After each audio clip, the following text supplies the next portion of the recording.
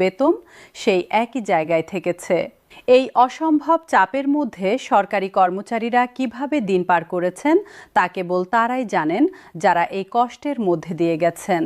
নবম pay scale প্রণয়নের প্রক্রিয়াটি অত্যন্ত সুচিন্তিত ছিল।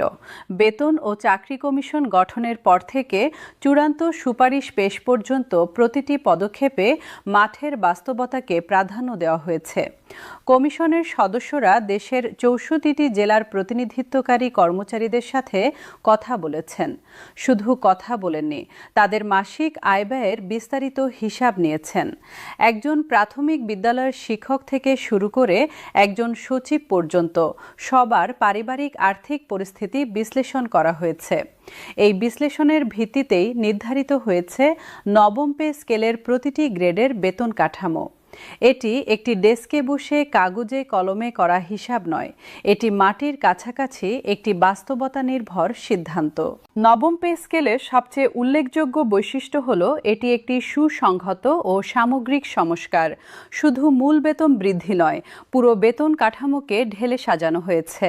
প্রতিটি ভাতা, প্রতিটি সুবিধা, প্রতিটি বিশেষ বিধান সবকিছুই পুনরায় মূল্যায়ন করা হয়েছে এবং বর্তমান বাস্তবতার সাথে সামঞ্জস্যপূর্ণ করা হয়েছে।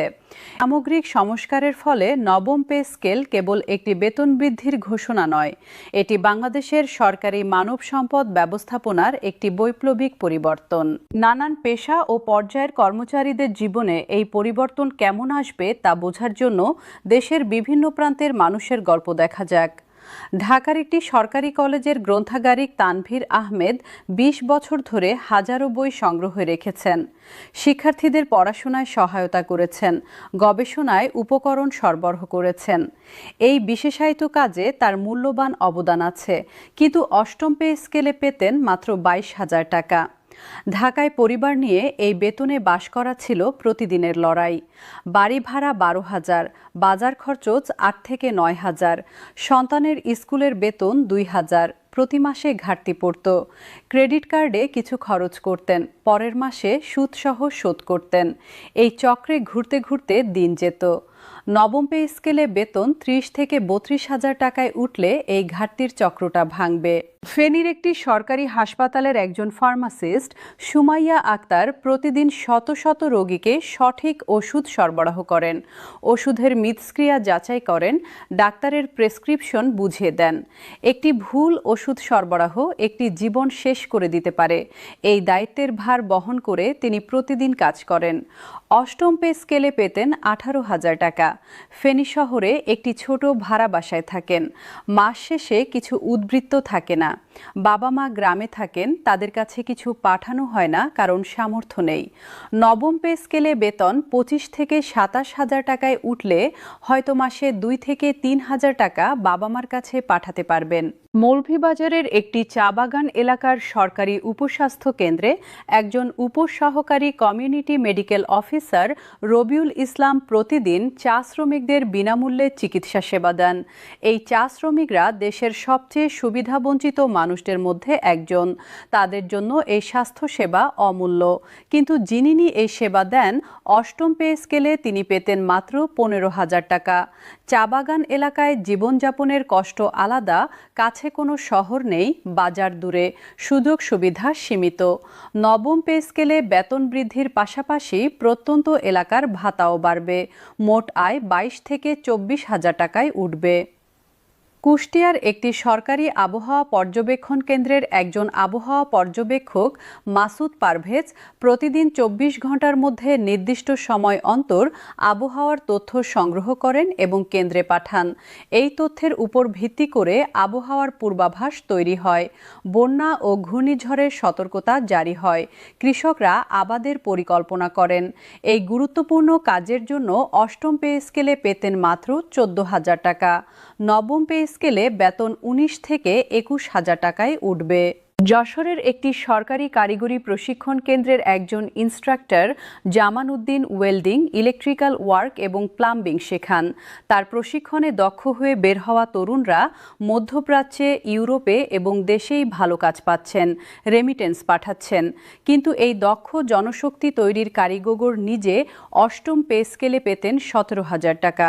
কারিগরি জ্ঞান ও দক্ষতা সম্পন্ন এই শিক্ষকের বেসরকারি প্রতিষ্ঠানে অনেক বেশি আয়ের সুযোগ আছে।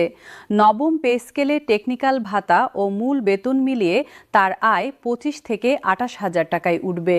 নবম পে স্কেলে গৃহভাড়া ভাতার যে পুনর্নির্ধারণ হয়েছে তা অত্যন্ত বাস্তবসম্মত। বাংলাদেশের বিভিন্ন শহরে বাড়ি ভাড়ার বাস্তব পরিস্থিতি সম্পূর্ণ আলাদা।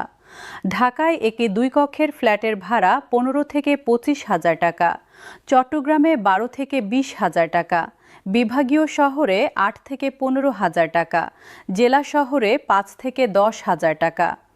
অষ্টম পে স্কেলে একটি হার ছিল যা কোনো শহরের জন্যই যথেষ্ট ছিল না। নবম পে স্কেলে শহরভেদে আলাদা হার নির্ধারণ করা হয়েছে। ঢাকা ও চট্টগ্রামের জন্য সর্বোচ্চ হার, বিভাগীয় শহরের জন্য মাঝারি হার এবং জেলা ও উপজেলার জন্য ভিন্ন হার। এই বাস্তবতাভিত্তিক পদ্ধতি কর্মচারীদের আবাসন সংকট অনেকটাই কমাবে। চিকিৎসা ভাতার বিষয়ে নবম পে স্কেলে যে পরিবর্তন এসেছে তা অষ্টম পে স্কেলের তুলনায় কয়েক গুণ বেশি উন্নত। অষ্টম পে স্কেলে চিকিৎসা ভাতা ছিল 500 থেকে 1,000 টাকা, একটি সাধারণ ডাক্তার ভিজিটের সমান। নবম পে স্কেলে চিকিৎসা ভাতা বৃদ্ধির পাশাপাশি একটি সরকারি কর্মচারী স্বাস্থ্য বীমা কর্মসূচি চালু করা হচ্ছে। এই বীমার আওতায় হাসপাতালে ভর্তির খরচ, অস্ত্রোপচারের খরচ এবং দীর্ঘমেয়াদী রোগের চিকিৎসার একটি উল্লেখযোগ্য অংশ সরকার বহন করবে। একজন কর্মচারী যখন জানবেন যে গুরুতর অসুখে পড়লেও তাকে সর্বশান্ত হতে হবে না, তখন তার মানসিক শান্তি আসবে এবং এই মানসিক শান্তি তার কাজে প্রতিফলিত হবে। শিক্ষা ভাতার ক্ষেত্রে নবম পে স্কেলে যে পরিবর্তন এসেছে তা একটি প্রজন্মের ভবিষ্যৎ বদলে দেওয়ার সক্ষমতা রাখে। যখন একজন সরকারি কর্মচারী তার সন্তানকে ভালো শিক্ষা দিতে পারবেন, তখন সেই সন্তান বড় হয়ে দেশের উন্নয়নে অবদান রাখবেন। এই প্রজন্মান্তরীণ বিনিয়োগের ফল দেশ পাবে পরবর্তী 10 থেকে 20 বছরে। নবম পে স্কেলের শিক্ষা ভাতা বৃদ্ধি তাই একটি ব্যক্তির জীবনে